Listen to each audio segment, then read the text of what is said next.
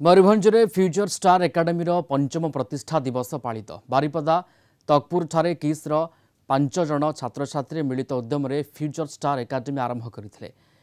प्रथमे 7 जन को नहीं एकाडेमी आरंभ होता एवं 30 रु ऊर्ध्व खेलाड़ी एकाडेमी सामिल होती जातीय अंतर्जातीय स्तर में एकाडेमी खेलाड़ी माने भाग नहीं जिला तथा राज्य को गौरवान्वित करिसेंति। निकटरे एकाडेमी खेलाड़ी थाईलैंड जाई खेल में भाग नहीं बेले दिल्ली रे एकाडेमी महिला रग्बी टीम चैंपियन हुई ट्रॉफी हासिल करिसेंति। संपूर्ण निजस्व उद्यम ए फ्यूचर स्टार एकाडेमी को चले आसुछंती किस्र पुरातन छात्र छात्री।